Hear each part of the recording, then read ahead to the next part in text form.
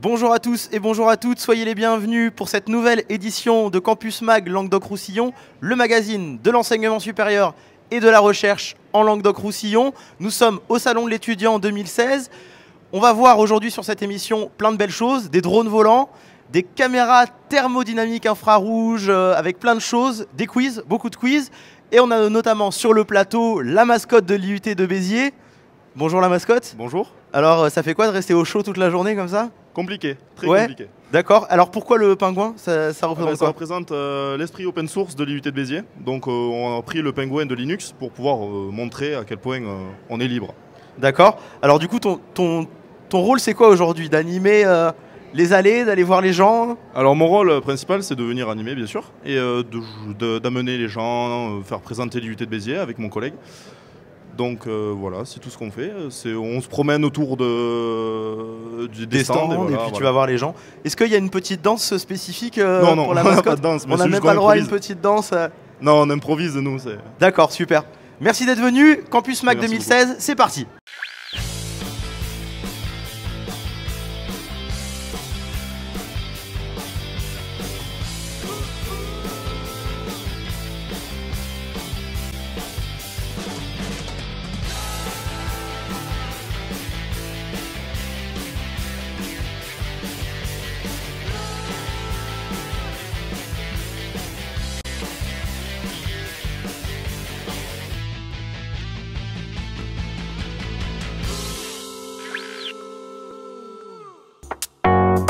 Un salon de l'étudiant, c'est un très grand rendez-vous qui se situe en général autour du mois de janvier. Parce que janvier, c'est le moment où on va saisir ses vœux dans admission post-bac lorsqu'on est en classe de terminale. On va émettre des vœux, même si on peut les changer sur une période de 3 mois. Néanmoins, c'est le temps de la décision. Il y a ceux qui savent déjà ce qu'ils vont faire à peu près dans le secteur. Donc là, le salon est organisé par secteur, ce qui permet facilement de se repérer. Il y a un accueil. Donc là, ils vont aller rencontrer les différents professionnels qui vont leur permettre de faire le meilleur choix. Si c'est à l'université, si c'est une école d'ingénieur. Donc là, il y a ce premier profil.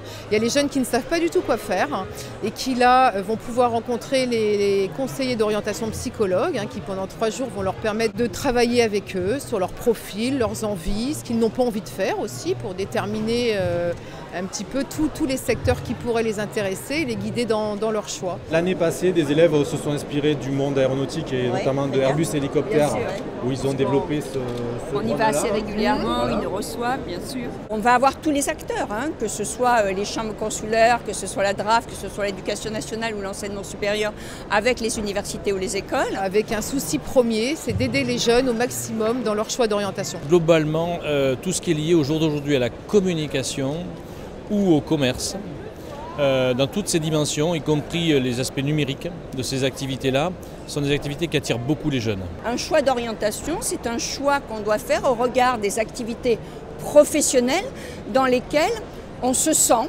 de se projeter en termes de métier ou en tout cas de premier emploi. L'université a véritablement un regain d'intérêt assez général. Par la diversité de l'offre, une offre sans doute plus lisible qu'auparavant, et maintenant ce que nous avons en plus, c'est de l'information sur les taux d'insertion réels. Au-delà des poursuites d'études, sur quel type de fonction s'insère-t-il, avec quel salaire, selon quelle durée. Donc il y a des éléments objectifs qui font que l'université peut intéresser puisqu'elle a plus de choses à dire et à montrer du point de vue d'un sujet qui préoccupe tout le monde, l'insertion professionnelle. Donc voilà à quoi sert un salon, à la fois le rapport de proximité et en même temps la levée d'incertitudes, de dernières incertitudes qui vont me permettre de faire mes choix et de faire mes choix sur admission post-bac.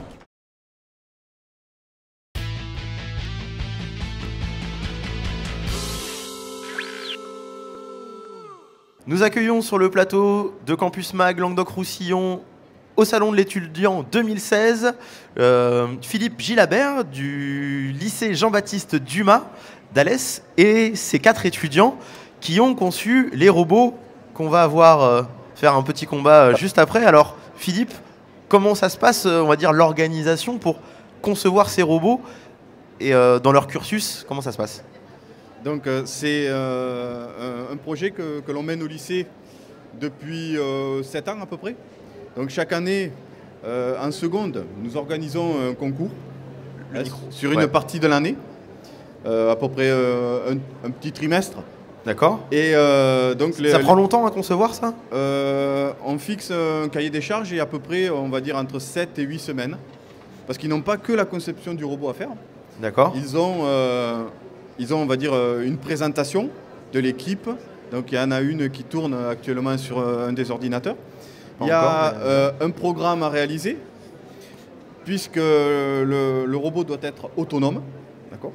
Et bon, après, il y a tout un montage, puisque c'est eux qui imaginent la conception. La conception, la programmation, voilà, etc. Il y a tout à faire. Vous les accompagnez? Voilà, nous on les accompagne, on les guide. Pour concevoir, vous avez l'habitude en plus. Voilà, on décoince on va dire, quelques petits problèmes parfois. Okay. Et donc, chaque année, donc, on organise ça dans Très bien. le lycée. Alors Enzo, la finalité, c'est quoi finalement? Parce qu'on m'a parlé d'un concours, il y a des combats.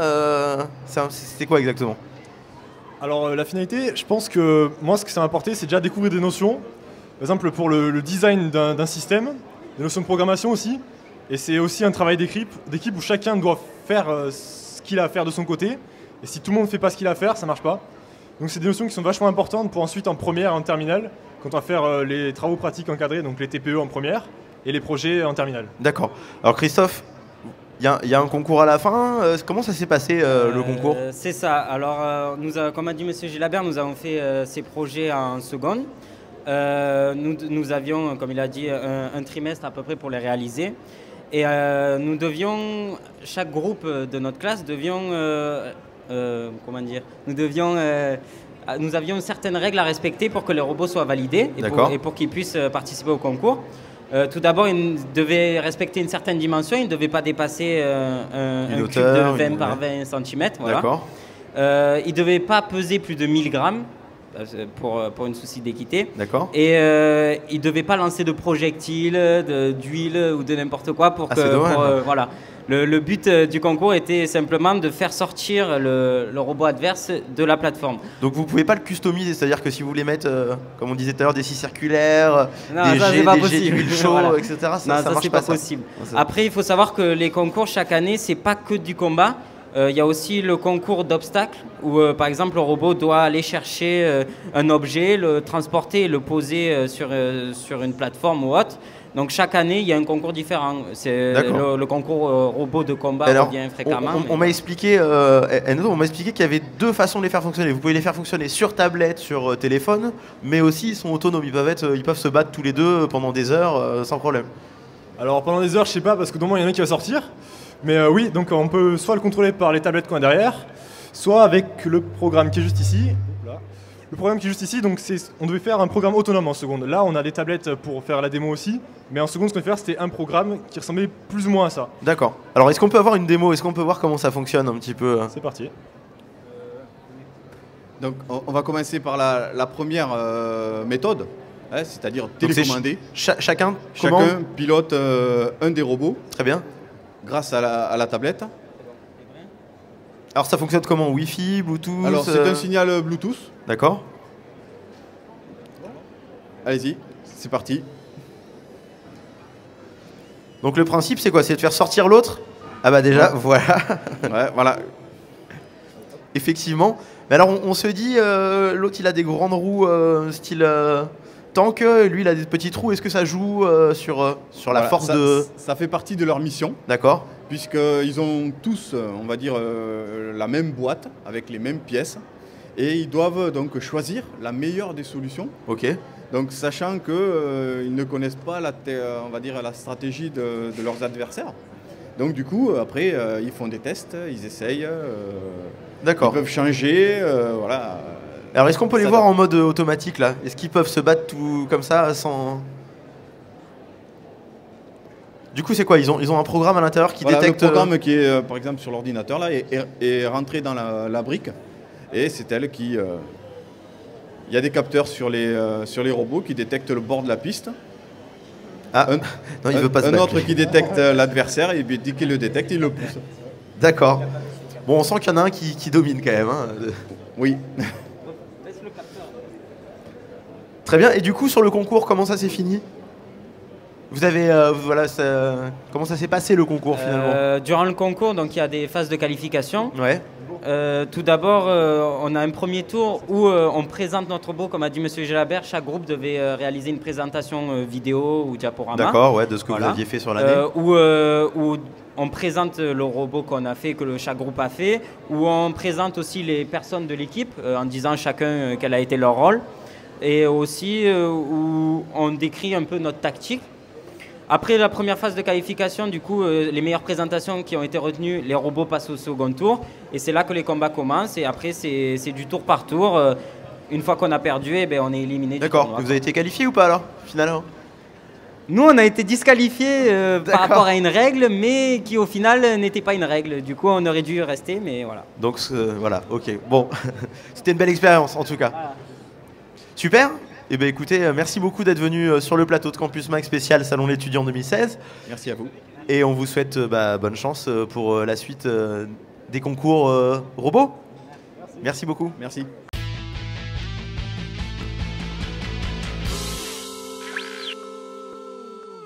C'est parti, à vos buzzers. Jeunes gens, je suis une chanteuse de disco. Ma chanson la plus connue est un hymne à l'émancipation des femmes. Qui suis-je? Petit indice. Ma chanson a été reprise lors de la Coupe du Monde de foot en 1998.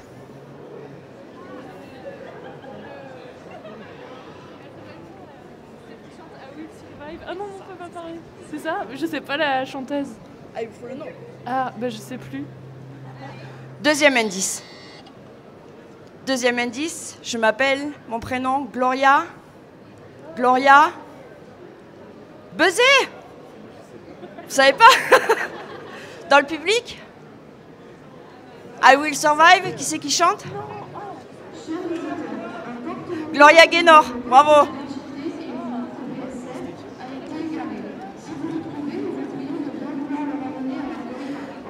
Deuxième question, jeunes gens. Attention, va falloir vous concentrer là maintenant. Vous êtes concentrés. Je suis une femme chef de guerre. J'ai libéré la France des Anglais durant la guerre de 100 ans. Je suis... Jeanne d'Arc. Jeanne d'Arc. Bravo! Un point. Bravo!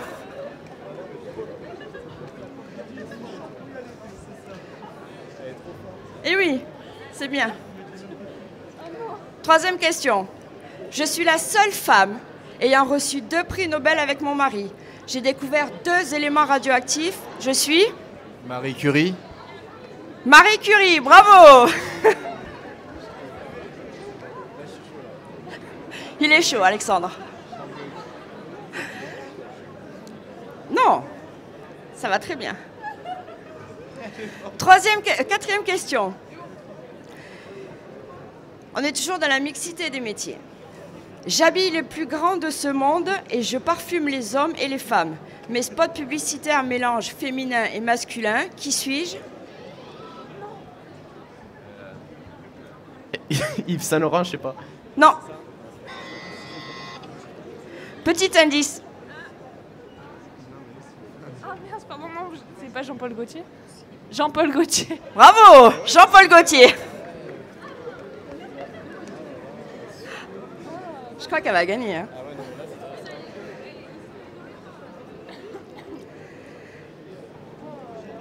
Je suis un grand tennisman. Je suis un chanteur engagé. Je suis un homme de cœur.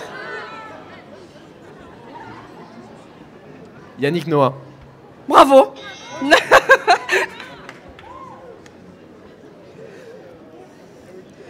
Je suis un athlète. Je suis détenteur de 3 records du monde. Je suis surnommé l'éclair.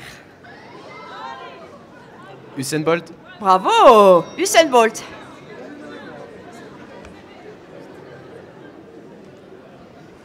Attention, je suis une syndicaliste. Je suis représentante de lutte ouvrière. Je suis la première femme à m'être présentée à l'élection présidentielle. Je suis...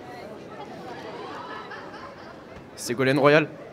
Ah non, c'était avant. Je suis la première femme à m'être présentée à l'élection présidentielle. Et je suis représentante du syndicat Lutte ouvrière. Alors, petit indice, mon prénom c'est Arlette.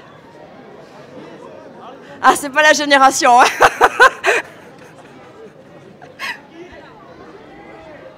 Arlette Johnson. Arlette Johnson? Non, c'est pas Arlette Johnson. Arlette Lagui. Voilà. Vous le saurez.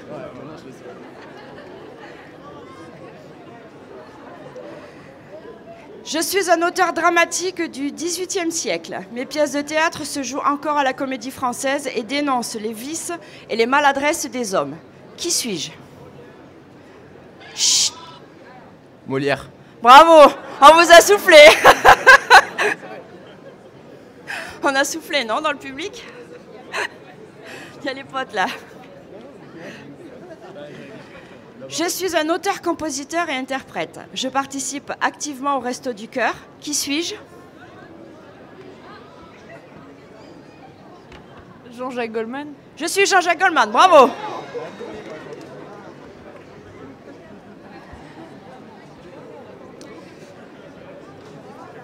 Ce n'est pas une question de qui suis-je, mais c'est une question de biologie, on va dire.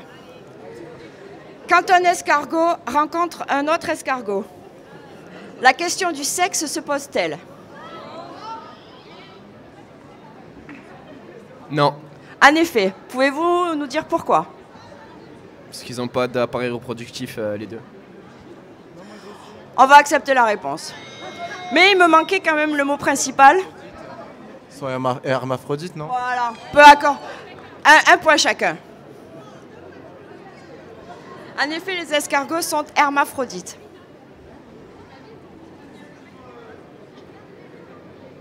Je suis une actrice française. Je suis la seule à avoir obtenu un Oscar pour un premier rôle féminin. Un Oscar.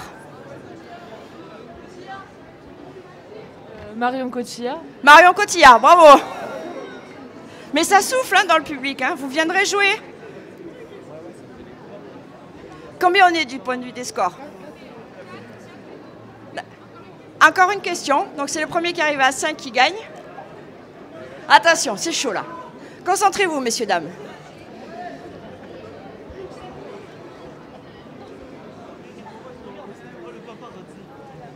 Ah, je choisis la question. En France, les filles françaises sont plus diplômées que les garçons. Est-ce vrai ou est-ce faux?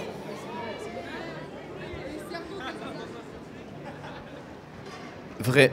C'est vrai, bravo. Il a gagné. Malo, bravo. Vous avez le choix maintenant de prendre un guide ONICEP de votre convenance. Il vous est offert par l'ONICEP, l'information sur les métiers et les formations. Merci à vous de votre participation. Merci, jeunes gens.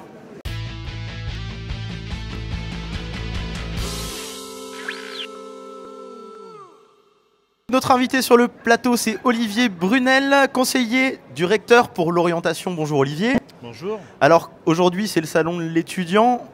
Qu'est-ce qu'ils sont venus chercher les étudiants? Ils sont venus chercher tout ce qu'on peut leur offrir en termes de poursuite d'études. Les écoles, les licences, les BTS, les DUT, les CPGE. D'accord. Et puis des choses que je ne nomme pas, que j'oublie sans doute, mais il y a une profusion de possibilités et ils sont venus voir surtout quel était l'éventail. Alors en gros, c'est quoi les questions qui se posent? C'est-à-dire, qu'est-ce que je vais faire l'année prochaine? Je suppose qu'il y a des secondes, des premières, des terminales. C'est des questions différentes selon on va dire la section? Alors les terminales, ils ont une mission post-bac qui s'ouvre le 20 janvier et il y en a qui commencent à gamberger et qui se disent qu'est-ce que je vais saisir comme vœu. C'est un peu logique.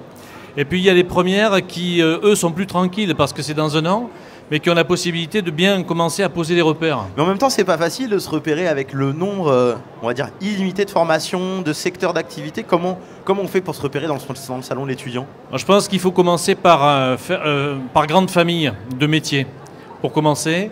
Et on a des documents pour ça qui sont intéressants. Je fais un petit peu le plaidoyer pour ma paroisse, pour l'ONICEP. Mais procéder par élimination, ça permet de savoir quels sont vraiment les secteurs dans lesquels on ne se voit pas du tout et de retenir les 5-6 secteurs dans lesquels on va commencer à se poser la question dans un deuxième temps de la formation. Mais on a quand même des vœux à faire, c'est-à-dire qu'on a un vœu, un premier vœu, un deuxième vœu, un troisième vœu. Si on a envie de changer de vœu au moment où on rentre, comment on fait en fait? Parce que c'est pas évident. Alors ce qui est intéressant jusqu'au 20 mars, c'est qu'on va pouvoir mettre plein de vœux dans la boîte, à condition de ne pas les mettre au hasard bien entendu, hein, les choses auxquelles on tient. Et puis on a après jusqu'à la fin du mois de mai pour les classer. Donc pour l'instant, ce n'est pas la peine de passer l'énergie à hiérarchiser. Ce à quoi il faut passer son énergie, c'est surtout à sélectionner ce qui intéresse. Pas louper ça, pas louper ça. Si par exemple je suis intéressé par les métiers du commerce, dans ce secteur-là, les DUT, les BTS, les prépas qui concernent ce secteur, ou la licence à l'université qui peut intéresser. D'accord. Alors admettons, je m'inscris en droit et puis le premier semestre, je vois que ça me plaît pas et je préfère aller dans une institut de commerce. Est-ce que je peux changer comme ça au milieu de l'année, au début d'un semestre? Enfin, est-ce qu'on peut se réorienter rapidement quand on se rend compte que c'est pas ce qu'on a envie de faire finalement? Alors, tout n'est pas possible instantanément. Quelquefois, on est obligé d'attendre une année dans un cursus. Mais de plus en plus, au bout d'un semestre, on commence à pouvoir faire des points et à aller consulter le SQIO et surtout l'UFR concerné pour savoir à quelles conditions on pourrait éventuellement opter. D'accord. Et nous, par exemple, on offre des places à l'heure actuelle. On offre l'information sur des places en BTS en DUT qui sont accessibles après un premier semestre universitaire, par exemple. Alors, à quand une année commune universitaire pour tout le monde? Et après, on peut définir et on peut choisir ses passerelles. À quand? Quand est-ce qu'on peut voir ça? 2015, 2020? Ça serait l'année zéro, d'une certaine façon. Ouais. Je pense qu'on ne peut pas malheureusement tout espérer. Ce qu'on peut regarder de près maintenant, c'est que l'offre universitaire, par exemple, s'est beaucoup simplifiée à travers les nouvelles appellations de domaine. Il reste après à affiner à travers les parcours qu'on propose. Mais c'est plus le fouillis qu'on avait, ne serait-ce qu'il y a déjà une... C'est un peu moins. Ça l'est encore un peu. Est-ce qu'on peut fusionner les différents BTS, commerce? Est-ce qu'on peut fusionner? Parce que tout se fusionne en ce moment. Est-ce qu'on peut voir pour les prochaines années à venir des secteurs communs? On dit je veux aller en management, on va en management, je veux un commerce. Il y a une seule filière. Ça, c'est lié à notre fonctionnement. C'est-à-dire que nous sommes dans un système qui se veut complet. Donc s'il se veut complet, il ne peut pas être simple. Il est forcément complexe. Si vous voulez du choix, il faut prendre connaissance de l'éventail du choix. Très bien. Merci Olivier d'être venu sur le plateau. Merci. On vous souhaite un bon salon de l'étudiant pour cette année 2016. Merci bien.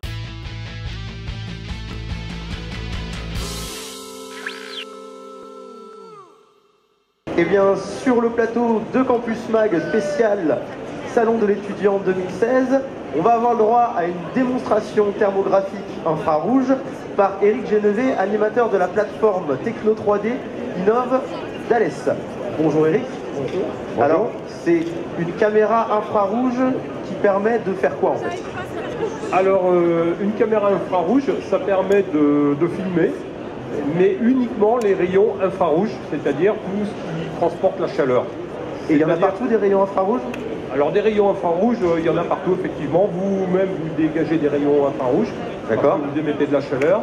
Et n'importe quel appareil électronique, n'importe quelle installation industrielle et aussi les bâtiments dégagent de la chaleur. Alors du coup, ça fonctionne comment? Parce qu'on a la caméra là-bas, vous allez la voir juste après, ceux qui sont devant. Comment ça se passe? C'est-à-dire que ça envoie une onde infrarouge et ça récupère...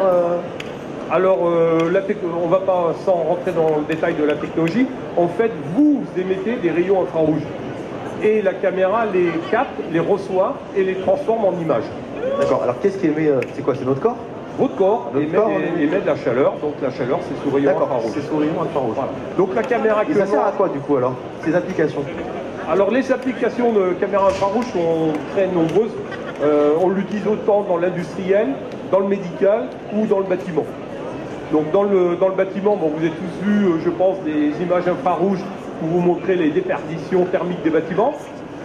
Dans l'industriel, on peut mesurer tout ce qui chauffe, c'est-à-dire une carte électronique, un téléphone portable émet de la chaleur, un ordinateur, etc. On voit votre image infrarouge, c'est-à-dire que les points les plus rouges sont les points les plus chauds. Ne bougez plus. Donc là, on voit que la personne qui est dans le champ, on voit par exemple, elle n'a pas du tout le goût du nez froid, contrairement à d'autres nez froids et on le verrait vert ou bleu. Hein. Si vous mettez vos doigts, vos mains, on peut voir si vous avez chaud aux mains ou si vous avez froid aux mains. Apparemment, il fait chaud ici. Ah, par exemple, ici, c'est moins chaud.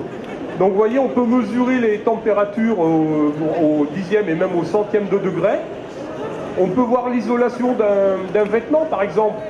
Vous mettez un vêtement, on peut voir ce qui est rouge, ça veut dire que la chaleur traverse ce vêtement. Si c'est bleu ou vert, ça veut dire que votre vêtement est plus efficace, il est mieux isolant. Donc là, en gros, les couleurs, là, ça correspond à quoi? Alors ici, par exemple, il y a une déperdition de chaleur, ça veut dire que là, il n'y a pas d'isolation. Donc peut-être la personne est bras nus, ou alors ici, vous voyez, il y a un vêtement, mais ce n'est pas un vêtement très isolant. Là. Voilà. Par contre, ici, la personne a un vêtement avec une isolation nettement supérieure. Pareil pour le pantalon. D'un côté, on voit que le pantalon, il laisse passer la chaleur. Donc, quand vous irez dehors, vous aurez froid. Par contre, celui-ci, là, je ne vois plus. Donc, vous pouvez voir la qualité de ce que vous portez. Alors là, c'est un petit détail c'est une démonstration amusante. Mais on l'utilise aussi dans l'industriel pour voir les échauffements des cartes électroniques, des appareils électriques, etc. Dans le médical aussi, Eric? Alors dans le médical, effectivement, il y a des applications qui sont faites, notamment pour la recherche, la détection de cancer, notamment sur le cancer du sein, étant donné que les parties cancéreuses émettent plus de chaleur que le reste du corps. Donc on voit très bien qu'une caméra infrarouge a un début de formation d'un ganglion cancéreux. Et alors du coup, ça marche tout le temps? La nuit, il y a mon infrarouge? Ah, la nuit, absolument. Les infrarouges que vous émettez, il n'y a pas besoin de lumière visible pour les voir. C'est-à-dire cette technologie-là est utilisée dans le militaire pour faire des jumelles, des lunettes infrarouges pour voir les personnes qui pourraient se déplacer dans la nuit. Effectivement, là, il pourrait faire nuit noire, on verrait exactement la même chose à l'écran. D'accord, et ça a une portée de combien de mètres? On peut voir quelqu'un jusqu'à loin? Alors, suivant les objectifs que l'on va mettre sur la caméra, ça peut être une portée de, comme là, quelques centimètres ou décimètres, avec des portées de plusieurs dizaines et centaines de mètres si on met un téléobjectif sur la caméra. Et comment ça va? Vous avez dans votre plateforme, dans votre plateforme technologique, vous avez quoi d'autre comme petit joujou intéressant comme ça, on va dire? Alors dans notre plateforme technologique, nous sommes équipés de matériel high-tech pour faire des prestations pour des entreprises qui n'ont pas les moyens d'acheter ce matériel en interne. Donc on est équipé de caméras comme celle de caméras thermographiques infrarouges. Ça c'est le petit format, c'est ça? Les caméras la moins chère, on va dire. Alors les caméras infrarouges, il y en existe de différents modèles. C'est un peu comme les caméras que vous avez là pour filmer. Ce sont des caméras professionnelles, mais vous avez aussi des caméras amateurs. Ça, c'est une caméra qui est déjà professionnelle, qui vaut plusieurs dizaines de milliers d'euros. Et il en existe, on en a qui sont encore plus précises, qui valent jusqu'à 70-80 000 euros. Et les industriels du textile, ils s'en servent pour voir, parce que justement, on voyait les déperditions. Alors là, c'est une très bonne question. On a eu l'occasion d'utiliser ce procédé il y a quelques mois pour faire des mesures de combinaison réfrigérées pour les pilotes de course. C'est-à-dire que lorsque un pilote est dans une voiture de rallye, ça chauffe, notamment suivant l'endroit où le rallye se passe et la chaleur de la voiture, parce que les voitures de course ne sont pas isolées. Donc le but, c'était de mettre au point une combinaison réfrigérée. Comme il y a des couvertures chauffantes, et ben là, il y a des combinaisons réfrigérées. Et on a fait des mesures d'efficacité de la combinaison. Le pilote était dans un sauna, chauffé à 80 degrés, et on mesurait les déperditions thermiques. D'accord. Et vous allez travailler avec Éminence, par exemple, dans le Gard, parce que vous êtes dans le Gard. Alors, dans la seule entreprise de textile, on peut faire des caleçons super... Ça, c'est une très bonne idée. Ouais. Il va falloir que je les sollicite là. S'ils veulent faire des vêtements thermolactiles, on ira les voir. D'accord. Mais pour l'instant, c'est pas fait. Merci beaucoup, Eric, d'être venu sur le plateau de Campus Mag. Moi, je vous remercie aussi. Et si on a besoin d'une caméra infrarouge pour la suite et faire des images en drone volant infrarouge, on vous appellera. D'accord, ça sera avec grand plaisir. Merci beaucoup.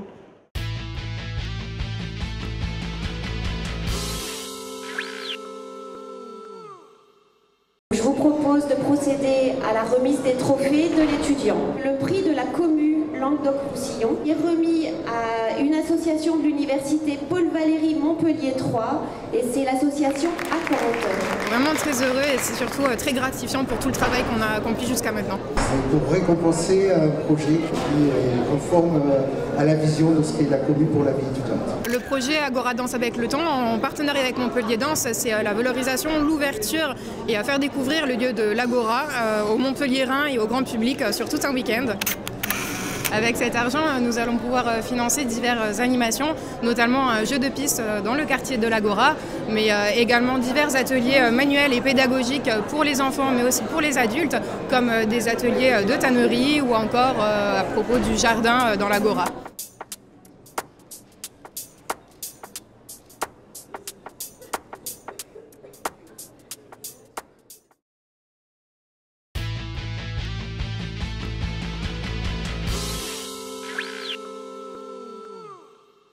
Nous sommes sur le plateau de Campus Mag, spécial salon de l'étudiant. Nous sommes en compagnie de Frédéric Pardo du lycée du Haudat, prof d'ingénierie mécanique. Et nous avons aussi les élèves Guillaume, Romain, Julien et Kevin, donc de première STI développement durable et de terminale STI.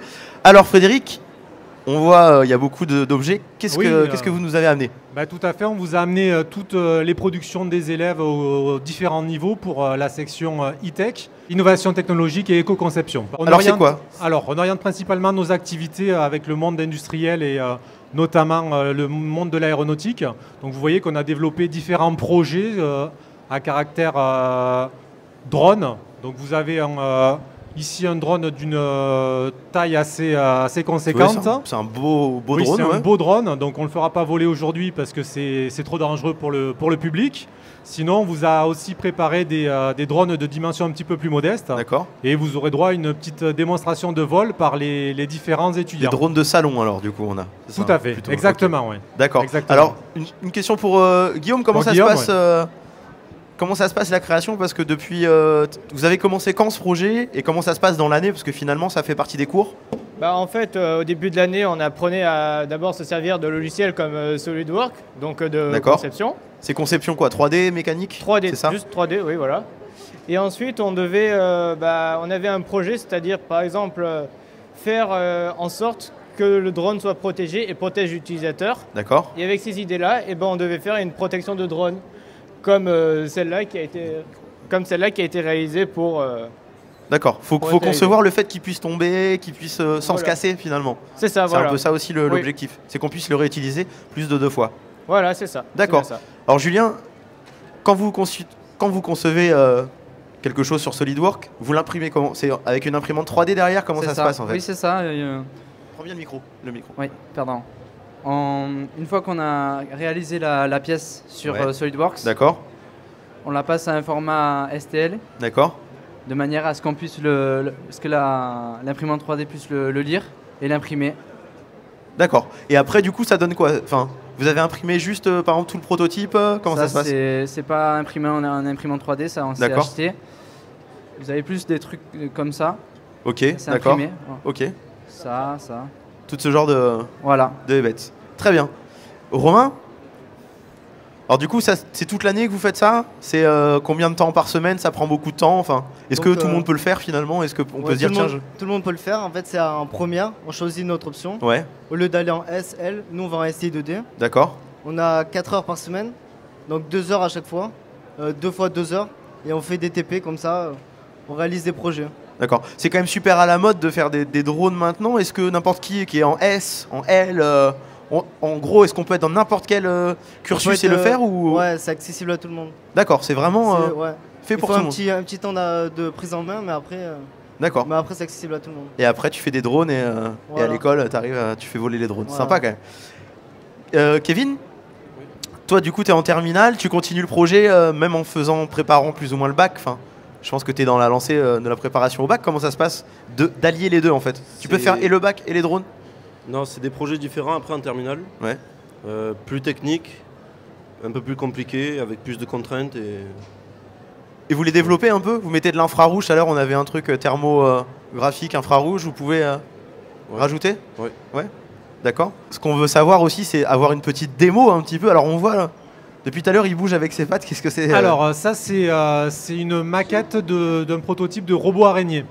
Donc à savoir que là, pour que les élèves de la section SIN, donc système d'informatique et du numérique, puissent faire des activités de programmation, nous les e-tech, on a développé un support. Et ici, vous n'avez représenté que 2 pattes des 8 pattes du robot araignée. D'accord, donc il est censé marcher, avancer. Alors c'est un robot qui est fonctionnel, qui marche et qui a servi de support d'échange avec le Brésil. Avec le Brésil? Avec le Brésil, oui, tout à fait. On a travaillé avec des instituts fédéraux brésiliens où on a apporté des maquettes d'araignées et eux, de leur côté de l'Atlantique, développent des parties du robot, de la programmation et tout un tas de conceptions aussi différentes. D'accord, très bien. Alors, je suppose que tout le monde a envie de voir un petit peu la démo. On voit qu'il y a des manettes, c'est relié comment? Alors, est-ce qu'on peut avoir une petite démo sur un premier? Oui, allez-y, les élèves vont vous faire une petite démonstration de vol des différents engins. Ouais. Donc, alors du coup, ça marche comment? C'est quoi? On voit qu'il y a une manette de console. Exactement, oui. En fait, un drone, de quoi est-il constitué? Vous pouvez le voir sur celui-ci. Hein. Donc il y a un châssis qui est support de l'électronique qui est au centre, donc une carte électronique. C'est plastique le châssis? Alors le châssis il est en ABS, hein, il a été imprimé en 3D. D'accord. La carte électronique, on l'achète dans le commerce. Ouais. C'est elle qui va gérer tout le vol. Donc elle reçoit les informations des radiocommandes. D'accord. Et c'est elle qui va s'occuper de la fréquence de rotation des 4 moteurs. D'accord. Donc en gros, on va dire que la télécommande est reliée directement avec... oui, tout à fait. Il n'y a pas passage par l'ordinateur là? Non, okay, pas du tout. C'est en direct. Ouais. Ok. C'est en direct. Donc on va voir une petite démo. Ça, vous êtes 2 à commander? Ok. Alors, ils sont 2 pour 2 drones.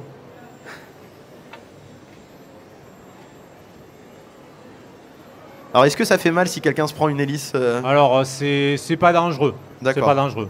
Donc on peut aller vers le public? Oui, un petit peu, oui. Ok, ils arrivent. Donc le temps de vol, au vu de la légèreté, il est de 5 minutes, voire un petit peu moins.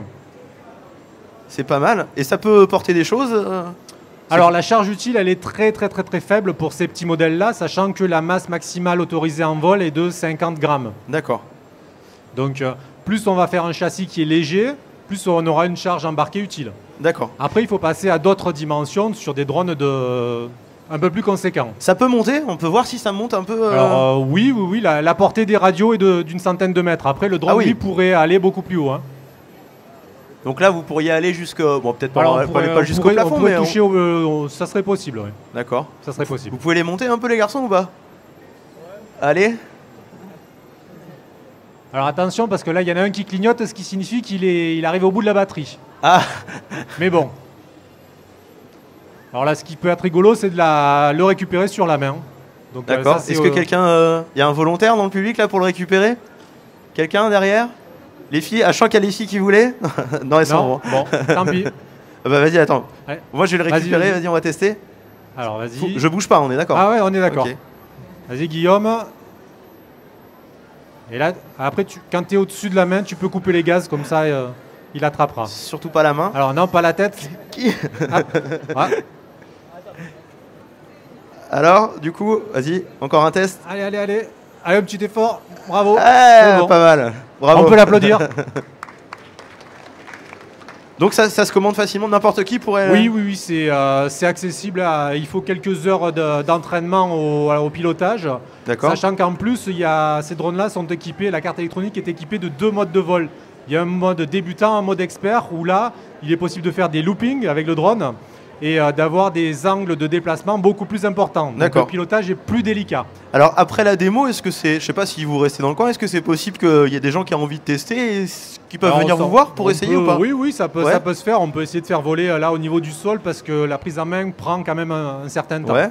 Oui. D'accord, donc pour ceux, s'il y en a qui souhaitent, pourquoi pas tester juste après une petite, avec les élèves. Vous avez quoi d'autre du coup?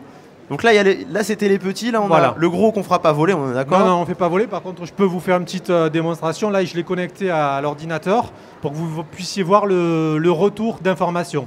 D'accord. Donc voilà, ici vous avez la représentation du drone à l'écran. Et là, Guillaume va le faire bouger et on va voir que le modèle numérique bouge en même temps que le vrai drone grâce à tous les capteurs. Ah oui. Il détecte la position. Exactement, oui. Alors il est bardé de capteurs. Hein. Ici, je vais vous afficher les informations de tous les capteurs.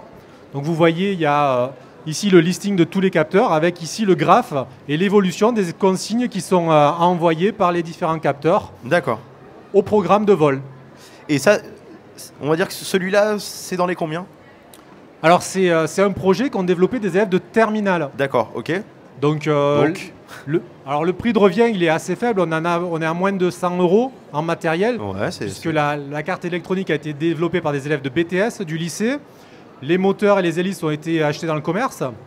Et tout ce qui est châssis et pièces mécaniques ont été fabriqués au lycée. Conçus, développés et fabriqués au lycée par les élèves. Et tout. Donc si moi j'ai envie de le faire à la maison, je pourrais le faire ou pas? Alors il va falloir un peu de matériel puisqu'on a utilisé une fraiseuse à commande numérique, des logiciels spécifiques, mais avec un peu de temps et un peu d'outillage, il est possible de le faire. Oui. Si je connais Frédéric Pardo du lycée du Yoda, je peux l'appeler, lui dire j'ai besoin de 3 petits pas de mains et puis c'est bon quoi. Pas de souci. Et le petit, ça coûte combien le petit noir là qu'on a vu? Alors les petits noirs sont vendus dans le commerce, télécommande inclus, hein, et on est à moins de 50 €.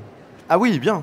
Oui. Tout le monde peut l'avoir. Il n'y a pas de caméra par contre dessus. Alors parce que maintenant, si tout le monde... là il y a 2 modèles différents. Le plus gros là, il est équipé d'une caméra, donc on peut y intégrer une carte SD. Et on peut enregistrer des séquences vidéo avec. D'accord, super.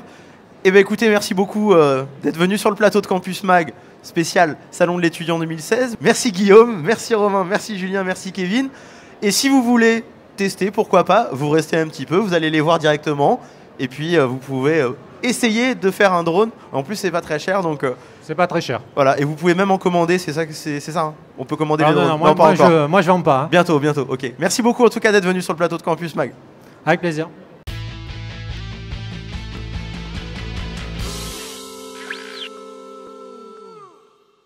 Merci d'avoir suivi cette émission Campus Mag Languedoc-Roussillon, spécial Salon de l'enseignement supérieur 2016. On vous retrouve très bientôt pour un nouveau Campus Mag. Une petite annonce pour un événement à venir. Le CFA régional de l'enseignement supérieur organise ses premières journées portes ouvertes en avril à Montpellier, Nîmes et Perpignan. Donc venez découvrir l'apprentissage dans le supérieur, tout le programme de l'événement sur le CFA en suplr.fr. On vous dit à très bientôt. Des bisous.